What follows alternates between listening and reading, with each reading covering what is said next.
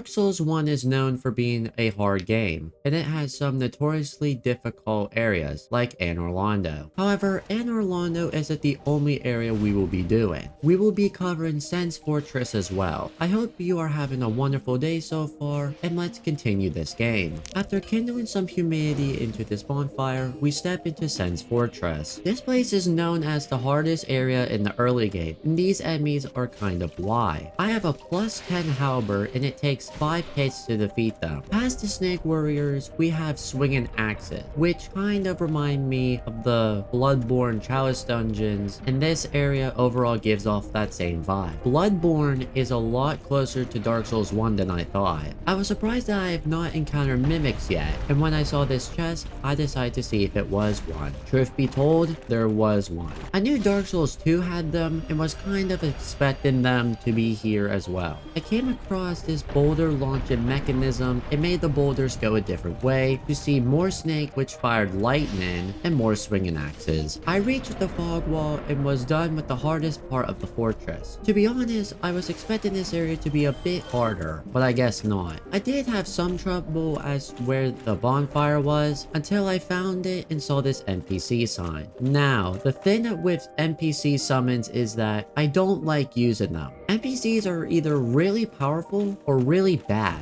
I haven't summoned at all this playthrough, so why should I? I only summon if I have a really hard time with the boss.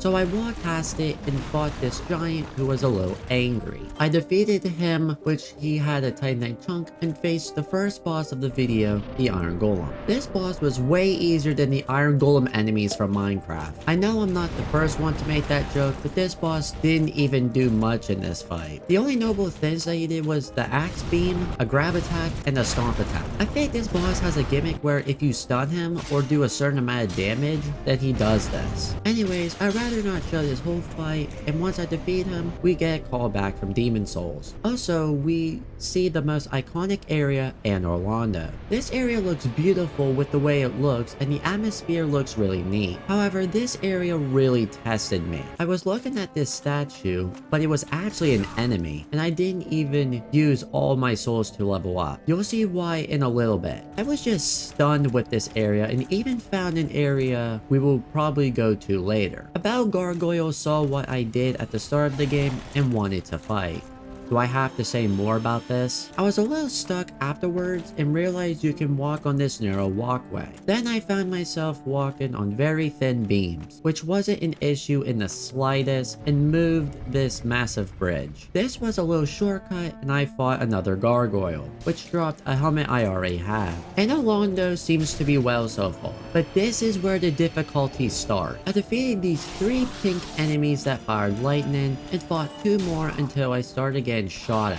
This part was the start of the difficulty people were talking about. The thing is, these arrows slightly guide towards you and don't even think about blocking with your shield. You get sent 7 feet back, and I did get knocked off and tried to exit the game before dying, which I was unsuccessful. I tried again and got through. When I opened this door and rested at this bonfire, I saw Fulero, which I have to say that it's funny that he just sits there and probably watches you kindle your humanity in the bonfire. Fulero is a great guy and I hope he lives long. After a friendly conversation with Fulero, I went into the basement to find Havel's armor. This wasn't the armor I had in mind and swapped back to the stone armor. Also, there were more silver knights, which are just easier black knights, but some of them use bows. Speaking of silver knights, I found their armor set, which actually looks really cool, and unlocked the shortcut. I noticed also that it is February, which happy February to you all. But do you like the month of February?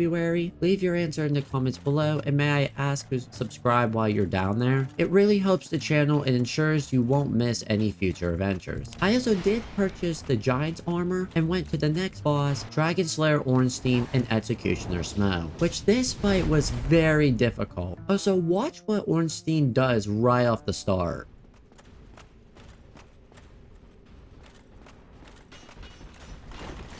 You're telling me he starts a move, then stops it halfway through, then continues it like nothing happened. Ornstein is the reason this fight was difficult. Smough really wasn't the issue, as his attacks weren't that bad. I died before even getting one hit in and tried again. I was playing very patient as I needed to separate Ornstein and Smough in order to do something. Another thing I found out was that Smough laughs when he does some moves.